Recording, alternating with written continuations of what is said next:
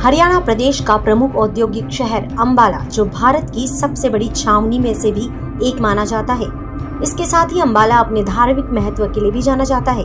मां अंबा भवानी के नाम पर शहर का नाम अंबाला पड़ा और इसके साथ ही एक धारणा ये भी है कि इस शहर में आम की पैदावार ज्यादा होती थी, इसलिए इससे आमवाला और बाद में ये नाम अंबाला बन गया। प्रदेश के उत्तर पूर्वी किनारे पर बसा हुआ ये शहर घाघरा नदी से करीब 6.5 किलोमीटर पूर्व में स्थित है। अमृतसर और दिल्ली से सड़क और रेल मार्ग से भी जुड़ा हुआ है। इस जिले का क्षेत्रफल 15,074 वर्ग किलोमीटर है। अंबाला को साइंटिफिक सिटी, मिक्सी सिटी, वैज्ञानिक उपकरणों की नगरी के नाम से भी जाना जाता है। आम की खेती के साथ ही ये एक औद्योगिक क्षेत्र वैज्ञानिक उपकरणों, सिलाई मशीनों, औजारों के निर्माण, आटा मिल और हथकरघा उद्योग के लिए भी जाना जाता है। अंबाला लोकसभा सीट साल 1962 से अनुसूचित जाति SC के लिए आरक्षित सीट है। इस संसदीय सीट में मतदाताओं की संख्या मौजूदा वक्त में करीब 2 लाख है। 4 साल पहले साल 2019 मई में जब लोकसभा चुनाव हुए थे तब 18,53,000 मतदाता थे। अंबाला लोकसभा सीट में कुल 9 विधानसभा हलके पड़ते हैं, जिसमें अंबाला के अंबाला शहर, अंबाला कैंट, मुलाना जो आरक्षित सीटें, नारायणगढ़, कालका और पंचकूला और साडोरा आरक्षित सीट, जगाधरी और यमुनानगर विधानसभा हलके शामिल हैं। चौथा रादौर हलका कुरुक्षेत्र लोकसभा सीट में शामिल है। 1962 में लोकसभा चुनावों से अंबाला लोकसभा सीट उस वक्त संयुक्त पंजाब में शामिल थी, जिसे अनुसूचित जाति के लिए आरक्षित किया गया था। इस लोकसभा सीट से कांग्रेस के रामप्रकाश और जनसंघ बीजेपी से सूरजभान 4 बार जीते। कांग्रेस की कुमारी सैलजा 2 बार और निवर्तमान बीजेपी सांसद स्वर्गीय रतनलाल कटारिया का ये तीसरा कार्यकाल था।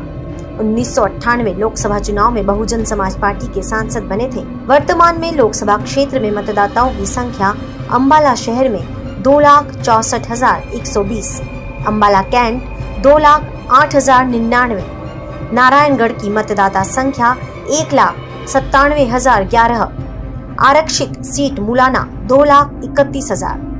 ऐसे हुई ये सीट आरक्षित।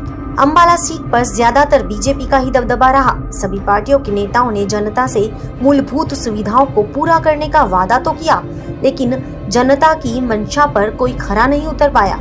अंबाला के लोगों की जो मुख्य मांगे रही, अंबाला में मेडिकल कॉलेज बनाने की मांग सालों पुरानी है। यमुनानगर, नारायणगढ़, चंडीगढ़ रेल लाइन बिछाने की मांग जनता की तरफ से की गई। हालांकि पिछले 15 सालों से अटकी पड़ी चंडीगढ़ नारायणगढ़ यमुनानगर लाइन को हरी झंडी मिली। शुरुआती तौर पर 25 करोड़ रेलवे की तरफ से स्वीकृत किए गए। इसके अलावा अंबाला संसदीय क्षेत्र में कूड़ा प्रबंधन प्लांट लगाने की भी मांग की गई, जिसका काम अधर में ही लटका पड़ा। अंबाला छावनी को विश्व स्तर का रेलवे स्टेशन बनाने की मांग भी उठी। दिसंबर 2018 तक सांसद रतनलाल कटारिया ने संसद में 319 प्रश्न पूछे। उन्होंने इस साल तक संसद में 98% उपस्थिति भी दर्ज करवाई। हालांकि उनके द्वारा पूछे गए सवालों का कोई निदान तो नहीं हुआ। जो मांगे थी वो भी जस की तस ही रही। ये सब देखकर चुनाव में कौन सी पार्टी सत्ता में आएगी, इसको लेकर लोगों की प्रतिक्रिया तो मिली जुली हुई देखने को मिलती है। कोई बीजेपी के पक्ष में है तो कोई कांग्रेस के पक्ष में नजर आता है। अब देखना होगा कि किस सांसद जी के निधन के बाद इस सीट पर उपचुनाव होते हैं, क्योंकि 6 महीने में उपचुनाव करवाने का प्रावधान होता है, या फिर आम चुनाव के साथ ही अंबाला में भी चुनाव होंगे, और क्या मोदी लहर देखने को मिलेगी या ये सीट कांग्रेस के पक्ष में जाएगी, ये आने वाला वक्त ही बताएगा।